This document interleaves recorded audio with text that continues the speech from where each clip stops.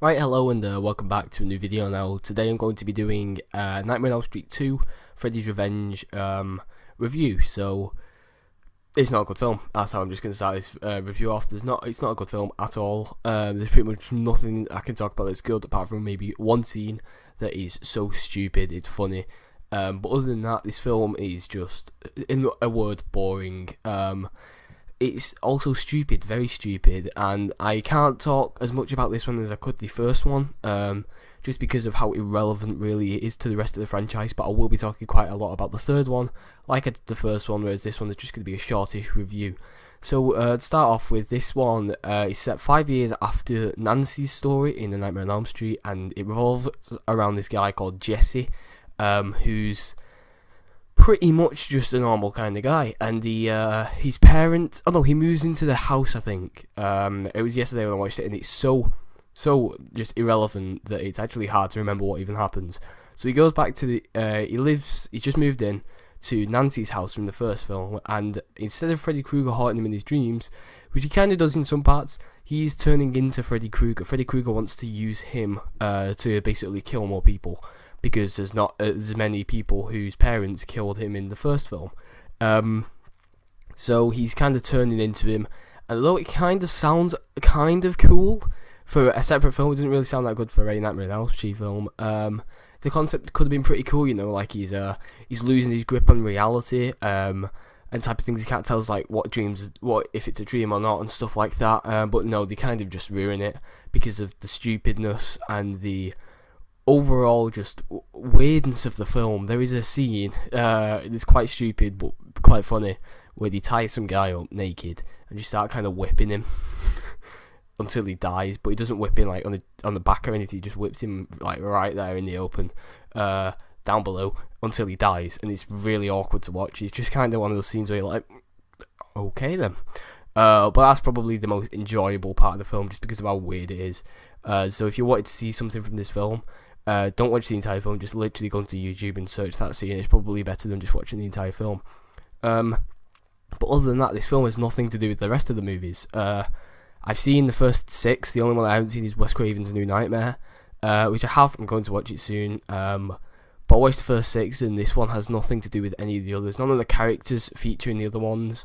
For the rest of the series, it's mostly about the people from the third film. But yeah, this film is probably the second worst in the franchise, alongside the 5th one, which is the absolute worst.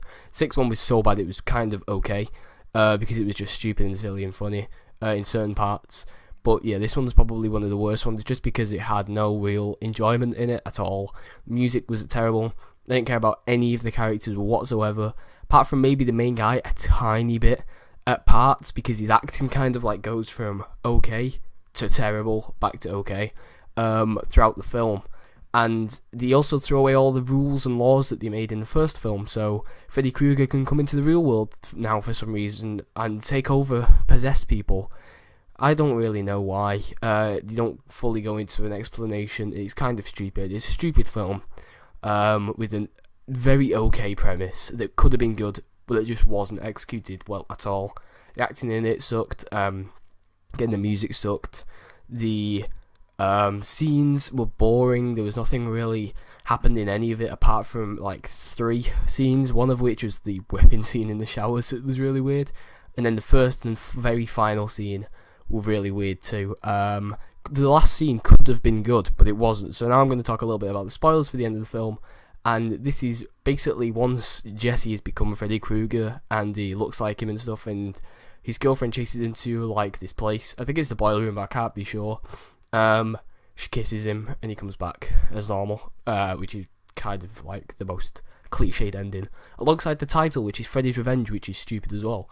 But as you can tell, I don't like this film, and one of the reasons was the very first scene and the very final scene. So the first scene starts out, they're on the bus, and then they start going really fast, and then they're in like a massive hole, like held up by like a tiny little stick thing. And as soon as that happens, you're like, right, so this is the type of film it's going to be. It's going to be a really bad B movie. And then the final scene could have been good. He's on the bus and they're all okay again, and he's kind of paranoid, like he's thinking that he's going too fast and stuff. And if they should have just ended it when he's like, no, it's going fine, that would have been okay. Like, it just shows that he's paranoid. But then instead, they just decide to like go dead fast into a random desert or something for no reason whatsoever.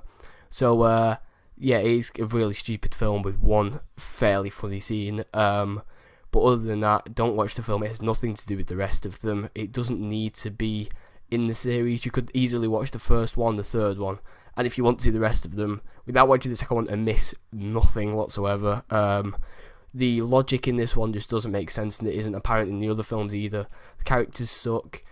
Freddy Krueger, although Robert Englund is really good in all of them, kind of, is just a really bad one, so definitely miss this one out. I'd probably give it a 1 star, but I will keep doing the reviews on each Nightmare on Elm Street film for the rest of the series throughout the week. But for now, I'll see you guys in the next video.